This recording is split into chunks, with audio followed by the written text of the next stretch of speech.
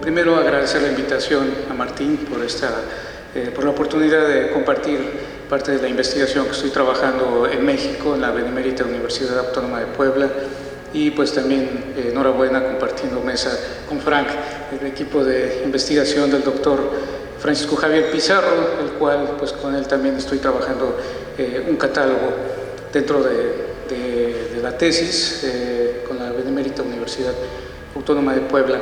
Pues bien, yo sé que esto es maratónico, la fatiga, pero voy a tratar de hacerlo lo más rápido posible. De hecho, no son muchas diapositivas, la última parte son más imágenes para poder ilustrar un poco más este trabajo. Bien, en México, que tiene una política todavía paternalista respecto a cómo tratar el patrimonio, cómo gestionarlo, cómo conservarlo, se han tomado algunas medidas, sobre todo por algunos problemas que son foco rojo y que no han podido resolverse, como es el saqueo o el robo, el tráfico ilícito del arte sacro, que es uno de los principales problemas en México y en toda Latinoamérica. Bien, dentro de este cuidado y protección del patrimonio cultural, tomé como muestra el municipio de Acajete en el estado de Puebla. Es un municipio que colinda con el estado de Tlaxcala y que tiene pues toda una herencia cultural y artística del siglo XVI, XVII y XVIII, es decir, todo el proceso de la colonia y virreinal. Y bueno, entonces la mayoría de las 22 entidades, ahora 22 porque pues con el gobierno actual ya considera que la Ciudad de México ahora ya es otra entidad, otro estado.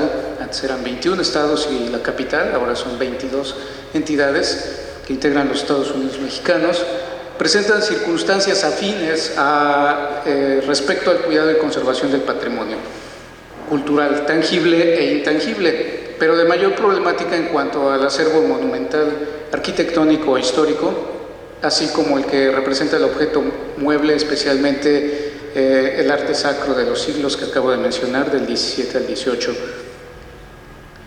Por ello es necesaria una revisión y evaluación del procedimiento de las medidas preventivas y de conservación que han implementado en los municipios y juntas auxiliares o departamentos de las entidades de México, considerando como muestra el municipio de Acajete, que acabo de mencionar, en Puebla, que si bien no representa la totalidad de las problemáticas, pero sí los ítems y fenómenos más recurrentes o representativos en el tratamiento del patrimonio y su manejo y administración.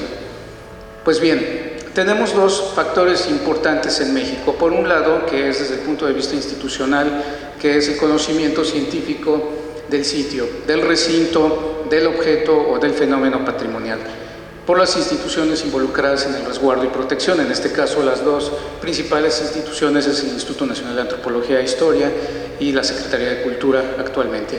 Pero también tenemos un aspecto importantísimo en la sociedad, que es el conocimiento práctico social del mismo por la ciudadanía y que es copartícipe de dicho resguardo, protección y conservación, que voy a explicar en un momento. Debido al valor histórico y económico, los bienes culturales de los recintos religiosos pueden ser robados. Esta es la principal problemática en México, por lo que es necesario disponer de información sobre ellos para ayudar a su recuperación si esto llega a suceder. El Instituto Nacional de Antropología e Historia, a través de las distintas instituciones gubernamentales y de justicia, como la PGR y también la Interpol, han establecido una serie de mecanismos para poder prevenir este fenómeno. Y bueno, dentro de estas medidas ante el robo del patrimonio en los recintos religiosos, que es la principal problemática, está la organización de los miembros de la comunidad para el cuidado del recinto y de los objetos o bienes culturales. ¿Cómo es esta organización? Por ejemplo, en un templo, en una cofradía, en una parroquia, las personas interesadas que se van rolando la administración cada año, llamado fiscalías y mayordomías, van asumiendo un cargo de cuidado, de protección, de limpieza, etcétera, y es un cargo de confianza. Ellos no reciben un sueldo, se van pues ayudando con algunas cooperaciones del pueblo, pero ellos básicamente son los que tienen el conocimiento y el tratamiento directo con este fenómeno. Lamentablemente también ellos han sido, o algunos de ellos, cuando sucede un robo de alguna pieza, alguno de ellos ha llegado a ser cómplice. Por otro lado, los implementos tecnológicos, que va desde cámaras, sensores, etcétera, que sin embargo no garantizan la prevención total de la pérdida o del robo del inmueble, del mueble, perdón. Y también tenemos la elaboración de un catálogo o inventario descriptivo. Este es el mejor mecanismo para la prevención, que voy a explicar también en un momento. Bueno, se recomienda en México qué hacer en caso de robo. Pues no mover nada del lugar de los hechos hasta que la policía realice una inspección ocular y un registro fotográfico. Denunciarlo ante la agencia del Ministerio Público Federal. En México hay dos organismos muy importantes, uno es el federal y otro es el del Estado. En este caso, como son bienes federales, es decir, que pertenecen a la nación, pero están en resguardo de civiles, pues se tiene que denunciar ante el Ministerio Público Federal. Y dar la información detallada sobre el objeto robado, así como la declaración de cómo sucedieron los hechos, solicitar la copia de la denuncia, anotar el número de averiguación, etcétera, todo el procedimiento jurídico penal para poder proceder.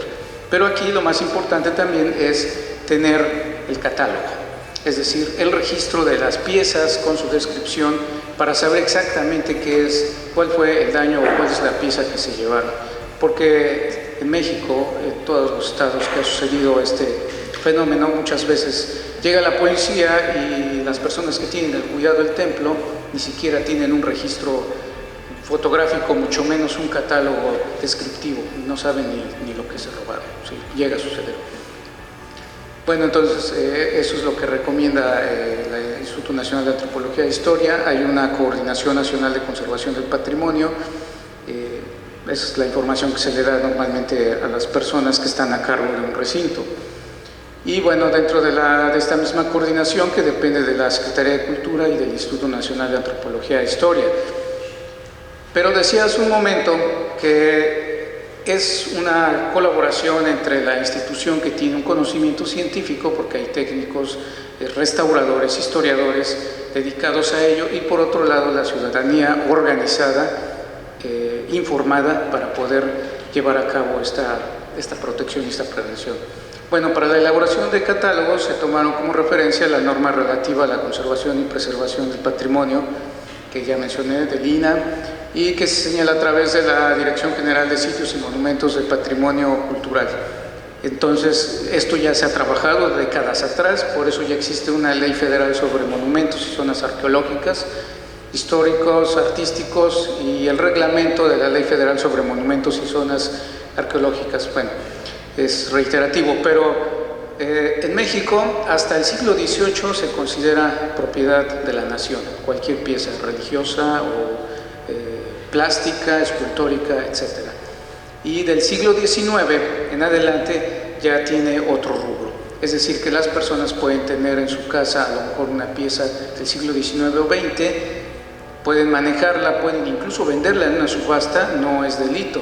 Pero si es del siglo XVIII hacia atrás, sí no puede comercializarse.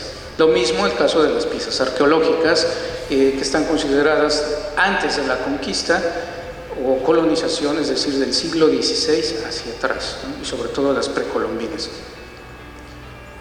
Bueno, y en particular al registro y cedulario se tomó en cuenta el Manual de Prevención de Robo en Recintos Religiosos que dicta dicha coordinación que ya mencioné.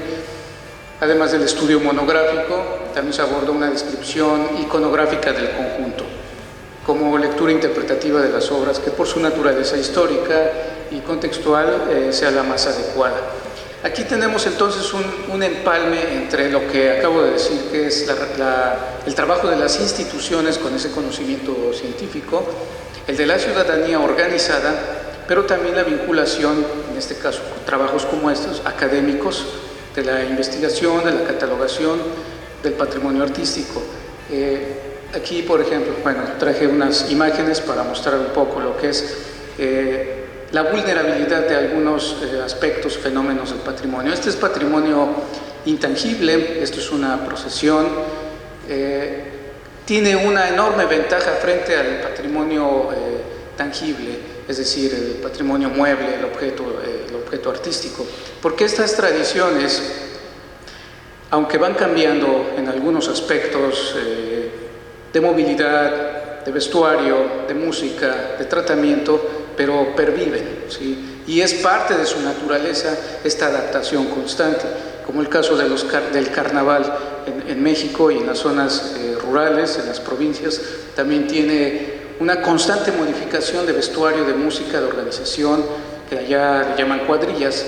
Entonces, a veces disminuye popularidad, pero no se pierde, va cambiando, es decir, cada 10, 20 años va cambiando incluso las coreografías, pero frente a otros fenómenos sociales no es tan vulnerable como el patrimonio tangible.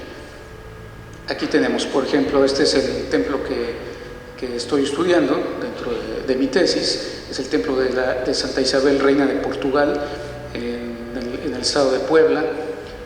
Y, por ejemplo, el retablo mayor que está ahí al fondo tuvo un incendio en los años 70, se reconstruyó completamente. La columna del cuerpo segundo, del lado derecho, aquí tenemos, esta que se ve aquí muy oscura, es la original, está obviamente calcinada, una muestra de un testimonio de que fue calcinado. Entonces todo es una reconstrucción, absolutamente, incluso las piezas. Aquí no se alcanza a ver, pero está la imagen original de Santa Isabel, reina de Portugal, calcinada, está cubierta por un velo, y aquí después hicieron una reproducción basada en la original. Este es el tipo de ficha o cédula que ha usado hasta la década pasada el Instituto Nacional de Antropología e Historia para poder tener un registro conciso de las obras, de las piezas, incluso añadir la fotografía. Pero ahora también, hace aproximadamente 6 años, que ya se implementó el sistema de registro único nacional del patrimonio artístico, sitios y monumentos. Está creciendo, cada año se están incorporando los museos, incluyen todas sus fichas, todas sus cédulas en este registro único nacional, y eso es una gran ventaja porque entonces, aunque tenga doble numeración de inventario, pero ya hay un manejo y un control a nivel nacional más eficiente. Bueno, antes tengo por ahí una imagen, por favor, un PDF, ¿sí?, que es una muestra de cómo lo estamos trabajando, complementando ambos sistemas, el sistema anterior que era del INAH y el sistema actual. En un momento les muestran la imagen, y el sistema actual digital, que es lo que se está trabajando, ¿sí?, lo está abriendo por ahí. Lo que está trabajando actualmente el Instituto Nacional de Antropología e Historia, pero ahora con una plataforma digital.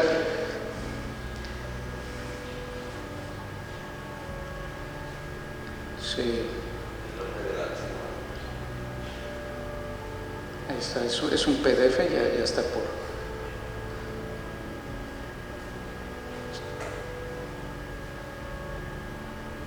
Ahí está. Bueno, este tipo de cédula, que es digital de alguna manera, pero que también puede ser imprimible, entonces incluye la imagen de la fotografía, pero ya digital, del objeto, porque anteriormente pues era una fotografía análoga, con su clave, número de registro, etcétera, y una descripción lo más completa y concisa posible, desde el título, autor si lo hay, época, fecha, escuela, dimensiones, técnica, materia, tipología, inscripción, firma o marca, localización en el lugar de origen, ya sea un edificio o una dirección, la ubicación dentro del conjunto, si es el caso de un templo.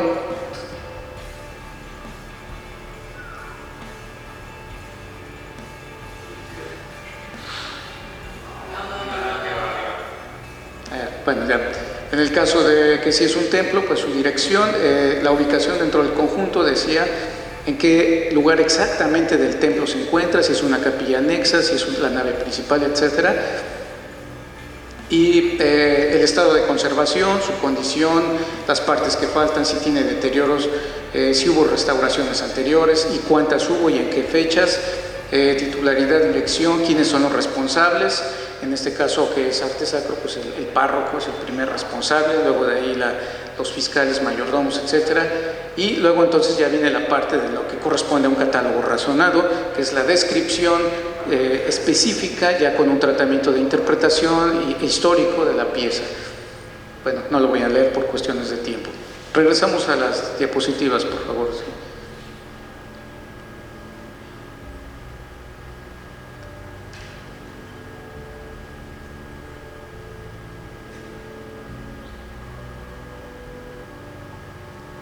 Bien,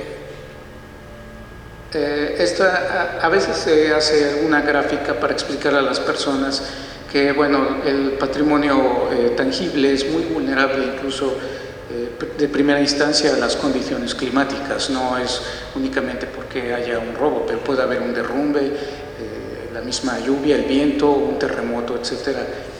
Y también hay otras medidas que se van aplicando, por ejemplo, la fumigación por la termita, la humedad, etcétera. La mayoría de este patrimonio pues son tallas en madera, son óleos, son montajes en textiles, etcétera. La manera del tratamiento que también se le orienta a los responsables, cómo vestirse, cómo tener instrumentos para el manejo de ellos lo más adecuado, porque incluso tomarlo con las manos, el sudor, ya es una forma de contaminación microbiana que va a afectar a la obra posteriormente. Tenemos piezas que pues, lamentablemente ya no se pueden recuperar, aquí no se ve muy bien, pero es una talla en madera policromada que debido a la termita pues se perdió prácticamente, ya una pieza así ya no se puede restaurar. Otras como estas que tiene un alto porcentaje también de daño, o estas que pierden incluso secciones completas, ¿no? Por eso en la ficha descriptiva tiene que venir si le falta alguna sección, alguna porción, para poder tener ese registro completo, aunque a lo mejor en su momento no haya una restauración. Aquí está también otro ejemplo de cómo se deben manejar las piezas, porque no todas las personas tienen cuidado o tienen esta información. Aquí está una escena de lo que recurrentemente hacen las personas que están dedicadas a las celebraciones, pero aquí con esta otra imagen, pues lo que puede suceder, ¿no? Un incendio como el que sucedió en aquel templo en los años 70. Bien, pues finalmente, para garantizar el cuidado y protección del patrimonio cultural es necesario establecer un fuerte vínculo entre instituciones gubernamentales y la organización de la ciudadanía, en especial los directamente interesados, pobladores, oriundos, organizaciones como fiscalías, mayordomías, etcétera, e incluso en el caso del patrimonio religioso, los mismos párrocos y curas de cada municipio. Pues a grandes rasgos, este es mi trabajo.